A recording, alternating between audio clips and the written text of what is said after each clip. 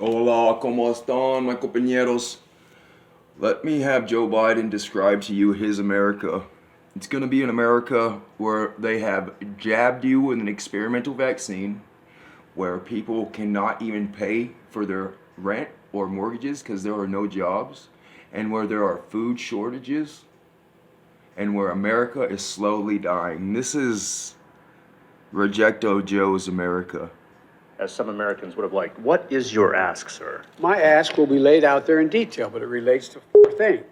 Number one, making sure we have all the money we need to get the vaccine to 300 million Americans at a minimum over the next year. No, thank you. The next calendar year. Number one.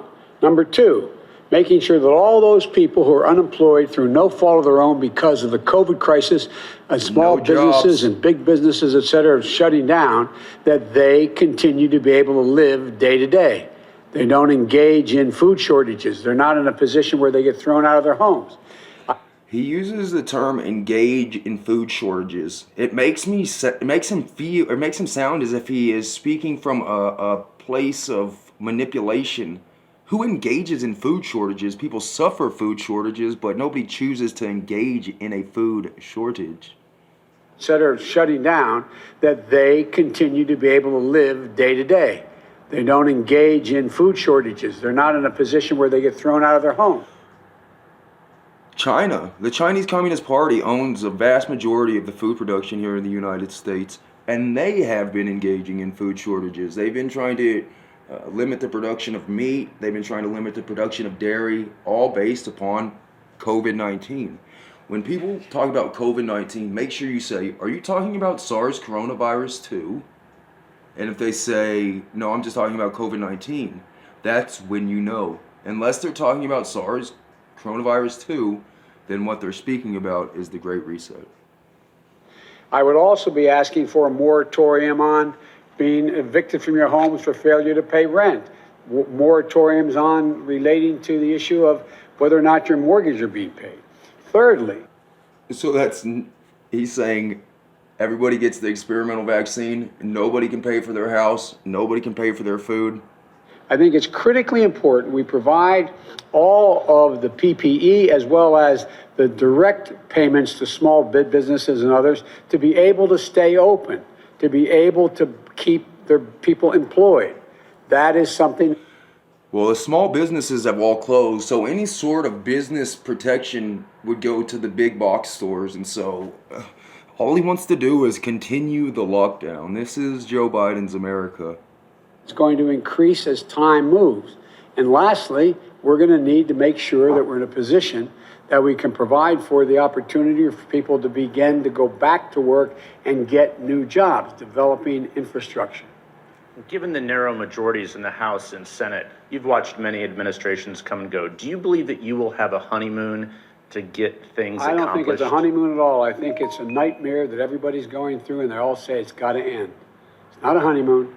They're not doing me a favor. I'll ask you a rhetorical question. He's done this several times during this. He'll smile inappropriately, but then he also leans on the dais. He leans on it as if he's tired, as if he can't keep his back straight for any length of time. Look at that smile. Can you see this?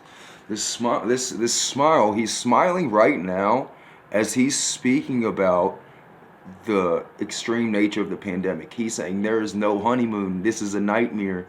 Look at this. He just said this is a nightmare. He's a Build Back Better, the Great Reset type.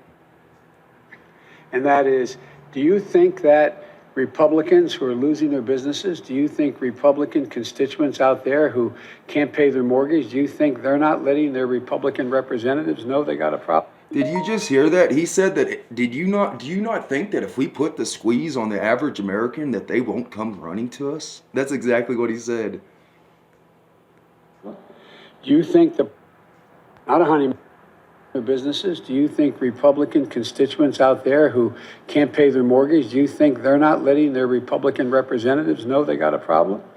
Do you think the person who just lost a family member and is worried about losing another one who happens to be a Republican, a staunch Republican, isn't telling his or her Republican senator or state representative, This gentleman is a career politician, and what he is identifying, he's identifying levers of society, different things and ways he can manipulate society to cause things to happen. I think this is extremely revealing about the disgusting thought process behind the Build Back Better, the Great Reset. The Build Back Better, the Great Reset is burn your business down so my business does better. That's what Klaus Schwab wants. got to help, you've got to get something done? Do you think all those people who are making judgments of whether or not my child will be able to go to school and I have to stay home and I can't go to work, therefore I have no income, are all Democrats? I think there's just been a dawning here. And look, see, that's the thing. They're putting the squeeze on us, and the Democrats are putting the left, and now the swamp. The swamp is putting the squeeze on the common man.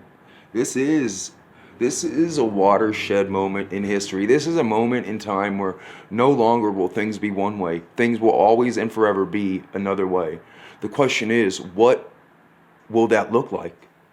What will that look like? you have a different team in town. You have a different team in town. I'm not going to villainize the opposition, but I'm going to stand and say this is what we got to do, because they know it. They know it. It's not like I'm saying what we want to do is we want to make sure that we are going to sign a new trade agreement with A, B, or C. What are you smoking, dude? This is life and death. That's why I believe we'll get it done. Excuse me? What are you talking about? Sign a new trade agreement with A, B, or C. This is life and death. We are going to sign a new trade agreement with A, B, or C. You have a different team in town. I'm not going to villainize the opposition, but I'm going to stand and say this is what we got to do, because they know it. They know it. It's not like I'm saying what we want to do is we want to make sure that we are going to sign a new trade agreement with A, B, or C. This is life and death. That's why I believe we'll get it done. Sir, can I ask a follow-up to the Attorney General decision? Are you in? That was such an absurd little analogy that you made. We want to make sure that we are going to sign a new trade agreement with A, B, or C. This is life and death. That's why I believe we'll get it done. This is life or death. Follow-up to the Attorney General decision. You and President Obama selected Eric Holder on December 1st. Every recent president has selected their Attorney General by this point. What is taking you so long to make this critical decision? And do you believe that this is a time in the post-Trump era where you need someone who is not steeped in politics, who may have a life's work above or beyond politics? That will dig into your son. The answer is, first of all, we've gone faster than everybody in the total cabinet. So not President Obama and yourself, sir. The whole cabinet? The whole cabinet. Whole cabinet? Well, there were a few missteps on commerce, as you remember, but I do. I'm sure. I didn't want to raise them, though. Right. But look, this is, we're looking for a team who will instill the greatest confidence Oh, wow. in the That is professionals sad. at DOJ. Did you just see him searching desperately? But I do. I'm sure. I didn't want to raise them, though. Right. But look, this is, we're looking for a team who will instill the greatest confidence in the professionals at DOJ to know once again that there is no politics. There's no politics. As you know, there's been a great debate about... What he's saying is that we're going to flex our politics on them so that they know that it's my way or the highway. They say no politics. When they say no politics, that's what they mean. They mean politics. in every single appointment, whether or not there are enough African Americans, enough Hispanics, enough Asian Pacific Americans, enough people who are new and young. So we're just working through it. It's not by design. There's not an obvious choice in my mind. Thank you, sir. Thank you. Merry Christmas. Merry Christmas. New and young. So we're just working through it. It's not by design. There's not an obvious choice in my mind. Thank you, sir. Thank you. Merry Christmas. Merry Christmas. Hi, Mr. President-elect. Hey, He just You keeps just leaning spoke on the about dais. He your is tired. confidence that it'll be possible to get things done once President Trump has left office. excuse me, not just because he's left office, because it's all becoming obvious exactly what's at stake. Right. But even so, are you concerned about the... What? Excuse me, not just because he's left office, because it's all becoming obvious exactly what's at stake. Right. But even so, are you concerned about the did he effects just long-term say? that his presidency and now in the transition, his refusal to concede, his challenges to the election will have on American politics, will have on the Republican Party, especially if he does take the step of filing for re-election next month, or run in 2024? Are you concerned about him lingering around? I know I see you. This questioning occurred a while ago. This is not fresh. This is not fresh, but this is the newest video that they've posted. I think this is a repost.